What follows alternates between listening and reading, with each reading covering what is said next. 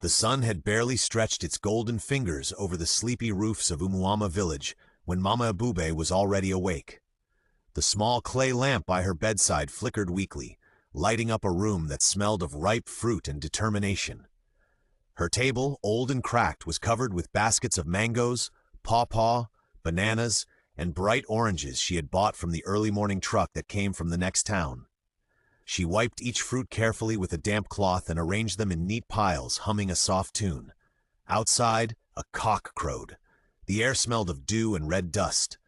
Mama Ebube tied her faded wrapper tighter around her waist and sighed.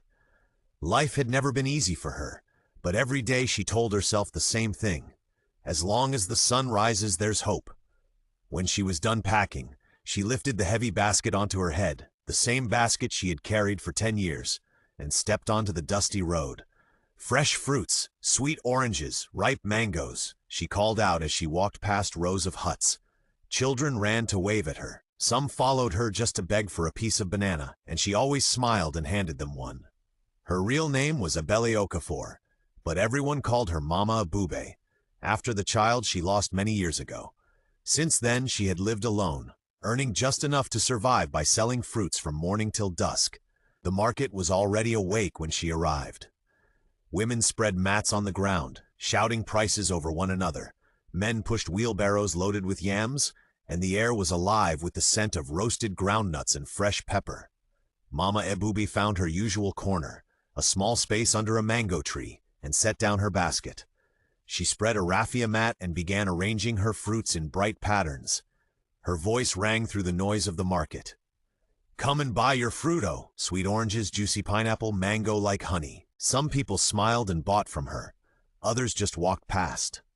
The younger fruit sellers teased her gently. "Mama Ebube, these your fruits are shy-o, they don't call customers." She only laughed.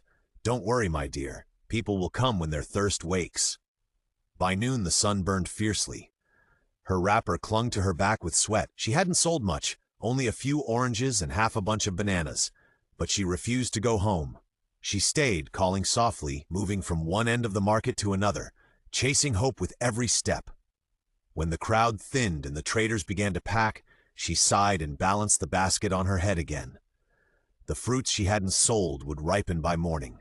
Some might even spoil. But she told herself tomorrow would be better. She took the long path home, the quiet one that passed the old cassava mill. The air there was still, except for the rustle of dry leaves. Her feet dragged. The basket felt heavier than ever. The evening sun hung low, painting the dusty road in shades of orange and gold. Mama Ebube's basket felt heavier with each step, her neck aching, her heart tired from the day's slow sales. She stopped under the shade of an old pawpaw tree to rest a while. The sound of rustling leaves and distant crickets filled the quiet air. She wiped the sweat off her face with the edge of her wrapper and sighed deeply. That was when she heard it, a soft cough.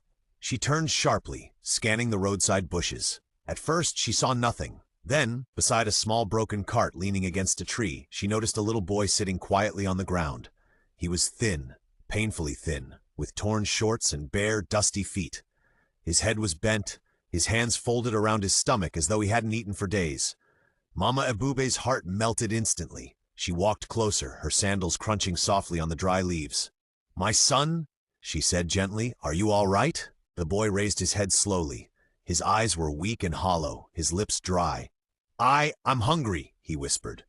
Without thinking twice, Mama Ebube dropped her basket beside him. She searched through it quickly and brought out a ripe banana. "Eat this first," she said, tearing the peel and handing it to him. He took it with trembling hands and ate slowly, like someone who had forgotten what food tasted like. "Where are your parents?" she asked softly. He shook his head. "They are dead. I am an orphan. I came with my uncle to this town, but his wicked wife beats and maltreats me. She chased me out of the house and warned me never to return." Mama Ebube's eyes softened. "Very sorry, my child." She looked at him for a long moment. The dusty face, the trembling hands, the hunger that told too many stories. She could have walked away. She could have said it wasn't her problem. But something deep inside her refused. "Come," she said finally. "Follow me home. You'll eat and rest." The boy hesitated, then stood up slowly.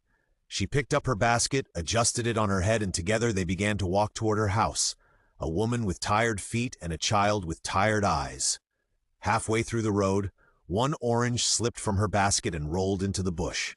She smiled faintly. "Even the fruit is happy that I found you." That evening, long after the market had gone silent, a woman with an empty basket but a full heart walked home beside a little boy, not knowing that the same boy would one day open the greatest door of her life.